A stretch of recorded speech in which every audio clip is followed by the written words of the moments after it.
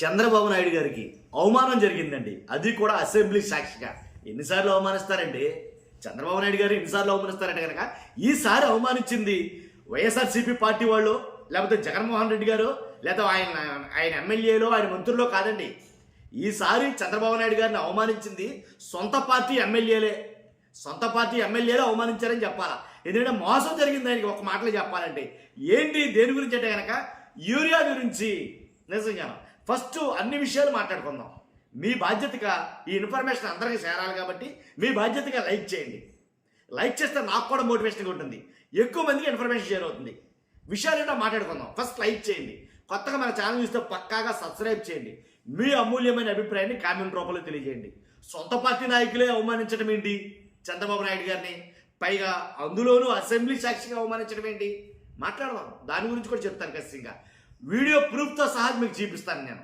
Video ఎండ వరకు చూడండి. ఫస్ట్ రాష్ట్రంలో జరుగుతుంది ఏంటో దాని గురించే కనుక అవమానం అనేది జరిగిందని చెప్పాలా. దేని గురించి అంటే కనుక రాష్ట్రంలో ఎక్కువగా జరుగుతున్న చర్చ ఏదైనా ఉందంటే రెండు అంశాలు. ఒకటి యూరియా గురించి, రెండు ఏంటి మెడికల్ కాలేజీల గురించి. ఇంకా రైతులకి గిట్టుబాటు ధరలు లేవు, చీనీ కానీ ఉల్లి కానీ ఇవన్నీ కూడా అవి వేరే విషయాలే. కానీ ఈ రెండింటి మీద మాత్రం రాష్ట్రం రామణ కాష్టగా మారిందని చెప్పాలి. ఈ రోజైతే కనుక మెడికల్ కాలేజీల గురించి భారీ ఎత్తు ధర్నాయే నిర్వహించబోతున్నారు. ఆందోళన దిగారు, నిరసనలు చేయబోతున్నారు రాష్ట్ర వ్యాప్తంగా. మరి యూరియా గురించి ఆల్రెడీ యూరియా గురించి 15 రోజుల నుంచి, నెల రోజుల నుంచి ఇంచుమించుగా అది కంటిన్యూస్గా జరుగుతూనే ఉంది.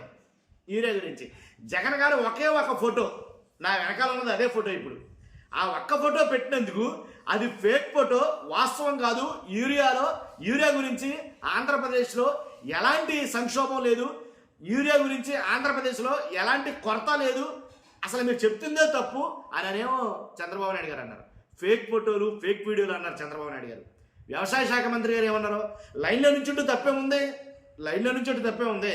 మనం ఎక్కడికైనా పెళ్లికి వెళ్తాం, పెళ్లికి వెళ్ళినప్పుడు బఫే పెట్టారనుకో, వాళ్ళు బఫే పెట్టినప్పుడు మనం లైన్లో నుంచి ఆ బఫే సిస్టంలో మనం వెళ్ళి మన ప్లేట్లో మనం పెట్టించుకుని మనం భోజనం చేయమా అని అన్నారు.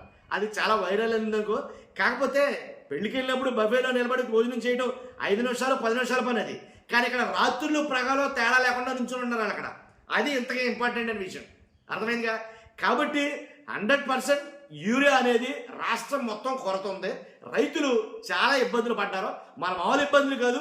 కానీ ఒకటి ఇక్కడ ఇబ్బంది పట్టమంటే కొరత ఉంటే కొరత ఉందనో లేకపోతే అందటం లేదని చెప్పాలి. కానీ ఎదుటి వ్యక్తి చెప్పే నిజాలని అబద్ధాలుగా చిత్రీకరించడం తప్పు, అవి ఫేక్ అని అనడం తప్పు. కానీ అలాంటి అబద్ధాలు కూడా కొండ బద్దలు కొట్టినట్టు అసెంబ్లీ సాక్షిగా బట్టబయలయ్యాయి.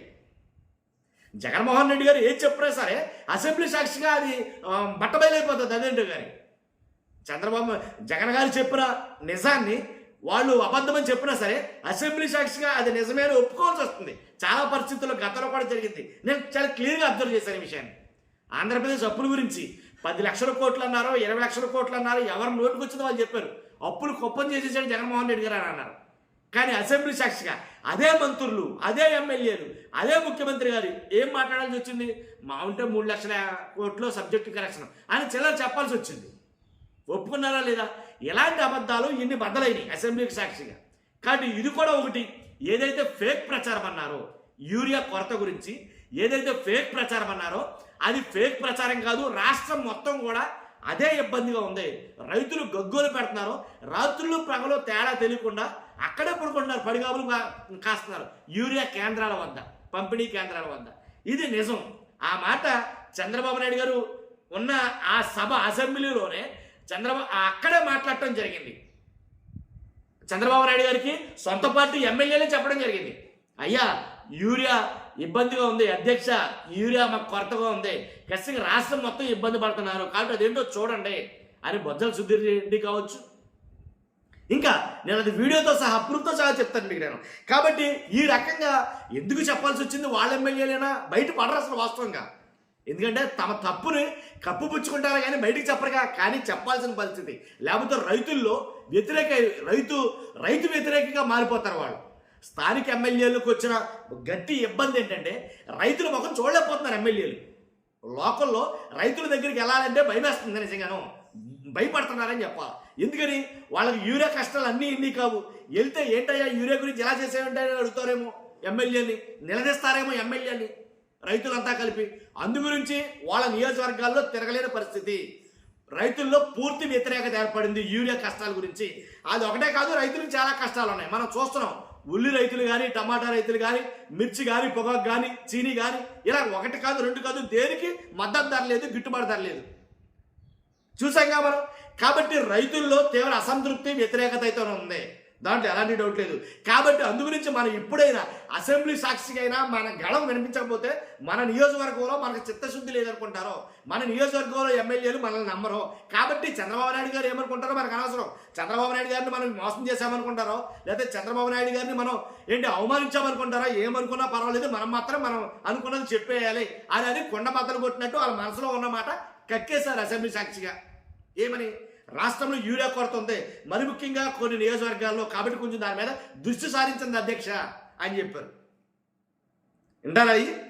ఆ మాటలు వింటారా ఖచ్చితంగాను? అవి నేను మీకు వినిపిస్తాను ఇప్పుడు ఒకసారి. ఎందుకంటే నిజాలు ఖచ్చితంగా రాష్ట్ర ప్రజలకు తెలియాలంటే కనుక మీ బాధ్యతగా ఖచ్చితంగా మీరు ఈ విషయాలన్నీ కూడా షేర్ చేయాలండి.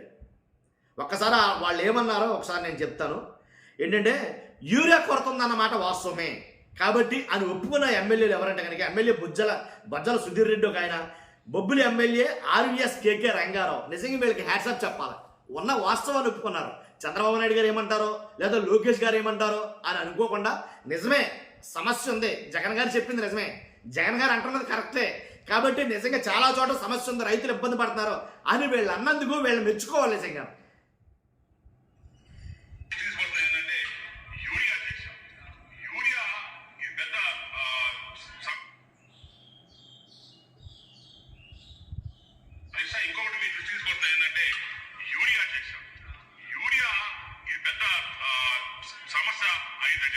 దయచేసి తమరు మరి కన్సర్న్ మినిస్టర్ గారికి ఇచ్చి వారికి ఆదేశాలు ఇచ్చి దయచేసి యూరియానే కష్టం ఉంటే వచ్చేదానికి ఇబ్బంది ఉంటే రైతులు ఇబ్బంది పడతారు, దయచేసి మీరు దృష్టి పెట్టి కన్సర్న్ డిపార్ట్మెంట్ చెప్పాలని ధన్యవాదాలు సార్. ఈ సంవత్సరం మనకందరికీ తెలిసిందే, ఫెర్టిలైజర్స్ విషయంలో కొంత మన రైతాంగం ఇబ్బంది పడుతున్నారు అధ్యక్ష.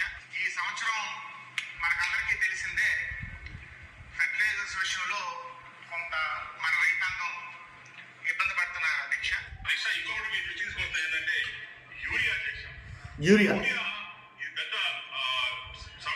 పెద్ద సమస్యగా మారింది.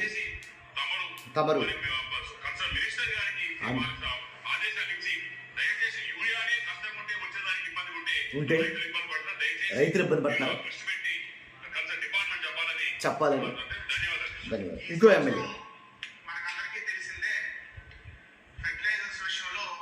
కొంత మన రైతాంగం ఇబ్బంది పడుతున్నారు. రైతాంగం ఇబ్బంది పడుతున్నారు. మనకందరికీ తెలిసిందే, విన్నాం కదండి, ఎమ్మెల్యేలు ఇద్దరు చెప్పిన మాట విన్నాం కదా. కాబట్టి జగన్మోహన్ రెడ్డి గారు చెప్పింది వాస్తవమే. ఆయన పెట్టిన ఫోటో ఫేక్ కాదు, ఒరిజినల్గా జరిగింది. ఇది ఫేక్ అన్న తర్వాత డైరెక్ట్ వీడియోలు పెట్టడం మొదలెట్టారు. రాష్ట్రం మొత్తం కూడా యూరియా మీద పడుతున్న కష్టాలను కూడా వీడియోలు పెట్టడం మొదలెట్టారు, ఫోటోలు ఫేక్ అంటారని. కాబట్టి ఫేక్ కాదు, సమస్య ఉంటేనే ప్రజలు రోడ్ల మీదకి వస్తారు. సమస్య ఉంది కాబట్టే రైతులంతా రోడ్ల మీదకి వచ్చారు. అది ఆలోచించి దానికి తగ్గ నిర్ణయాలు తీసుకోవాలి, అంతేగాని అలా చేయడం కరెక్ట్ కాదు. ఇప్పుడు కడుపు చించుకుంటే కాళ్ళమే పడుతుందంట. అక్కడ సమస్య ఉంది కాబట్టే ఇద్దరు ఎమ్మెల్యేలు, సొంత పార్టీ ఎమ్మెల్యేలు, ఇద్దరు కాదు అసలు ఏమీ అనుకోరు, పర్వాలేదు చెప్పండి, నేను ఏమనుకోను, మీ ఇబ్బందులు ఏంటి చెప్పండి, నియోజకవర్గాలు అంటే కనుక ఒక్కొక్క ఎమ్మెల్యే అందరూ లేచి ఇదే సమస్య చెప్తారు. కాబట్టి ఒకటి కాదు రెండు కాదు, ప్రతి నియోజకవర్గంలోనూ ఉన్న సమస్య యూరియా సమస్య. కాబట్టి రైతు కష్టం మామూలు కష్టం కాదు యూరియా విషయంలో. కానీ జరిగింది అది. కాబట్టి ఏ ఫేక్ వార్తలు కాదో ప్రజలు నిశ్చయంగా పరిశీలిస్తున్నారు. మనం దాన్ని ఏదో మసిపూసి మారేడుగా చేయాలని అనుకుంటే ఎలా జరుగుతుందో జరగదు అది.